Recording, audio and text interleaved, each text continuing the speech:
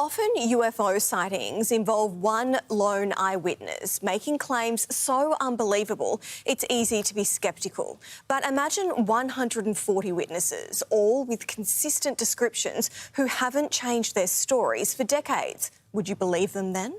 60 years ago, that happened at a Victorian school, and all these years later, the now adult witnesses want answers and an acknowledgement that what they saw was real.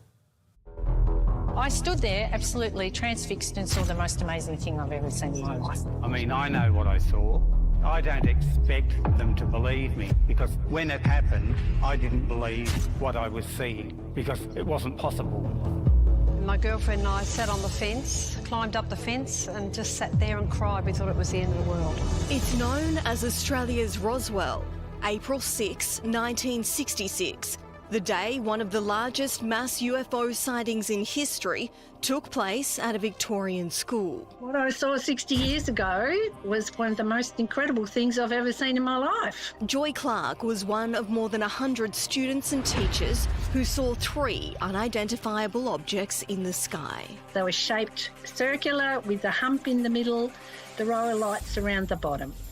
And they were silvery and huge. Authorities responded en masse to the multiple reports, initially claiming the kids had seen a weather balloon. Do you believe it was a weather balloon? No way, no. N-O. Why would you have had the Army, the Air Force, the men in dark suits, the police rock up for a weather balloon and stay there, and they were coming and going all day? All these years later, what do you think they were? Well, whatever they were like flying saucers. You know, none of the aircraft that are around today look like them. And 60 years on, you have no doubt. Some things after 60 years are still as vivid as that day. Honestly, it was broad daylight. We're talking 10:30 in the morning. Despite their stories remaining consistent for 6 decades, Our stories are all the same. Joy and her fellow witnesses have spent their lives facing doubt and ridicule. Oh, I've had people say to me, oh, what drugs were you on and how drunk were you? And, you know, all you kids, you've all got together and made up this big story and blah, blah, blah. Well, were you there? And of course the answer's no. But I was, and so were all those other people, and we know what we saw. To this day, it remains the largest mass UFO sighting in Australian history, yet there's been no formal public investigation or explanation into what happened at Westall 60 years ago.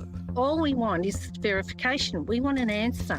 And we want someone who is in the know and has probably got documents somewhere to just come forward and say that what happened that day happened that day. Terry Peck was also at Westall High School that day, and she joins us now. Thanks for joining us, Terry. What did you see? Right in front of me, probably about 10 metres away, I saw this object just hovering slightly above the ground. It appeared to be a big silver disc type of object with a bit of a hump in the middle. There were purple lights all around the bottom of it, and I could feel a little bit of heat radiating from it. I could also hear a low buzz, and I just stood there sort of taking it in and looking at it in shock and quite excited. And then it just took off very slowly off the ground to about 15 metres, 20 metres high, and then turned on its side and just shot straight up in the air, faster than the speed of light. It was so fast. And then I could see 2 specks up in the sky, which were the other 2. There were 3 craft altogether over the school. And I saw it join them, and then they just disappeared into thin air.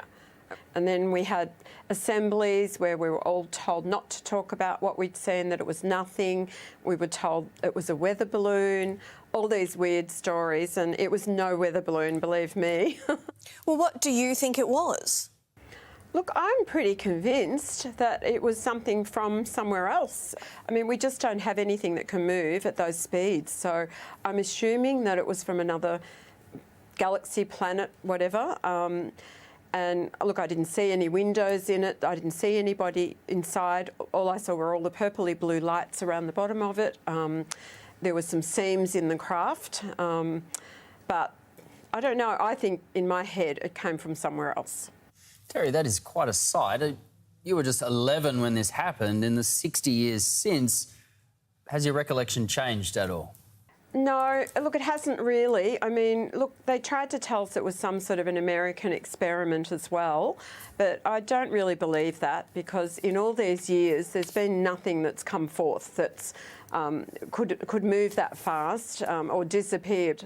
They just could move all over the place really quickly. So I don't think there's anything around now that could even do that. Terry, what I find most compelling is that so many people saw these objects, 140 people. All of you had the same story and all of you have stuck to it for 6 decades. You were kids then, but you're adults now. It would have been hard for you to make all of this up and stick to it. Oh, that's right. I mean, I didn't talk about it for many years.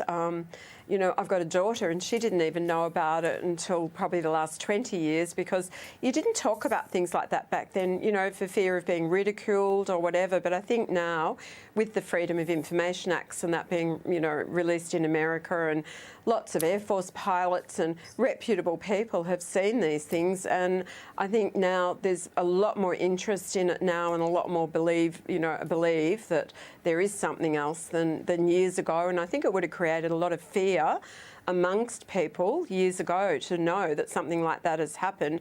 And I think that's why they covered it up, to be honest. I mean, things went missing.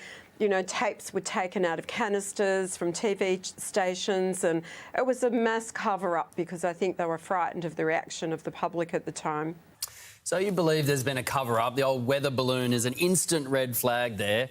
And we just heard from fellow student Joy Clark calling for verification for answers. Are you worried that time is running out? Who knows? That's right. They might be banking on that, everyone going, and it just quietly fades away. I don't know. Well, we would all like to know what happened. Thank you so much for sharing your experience today.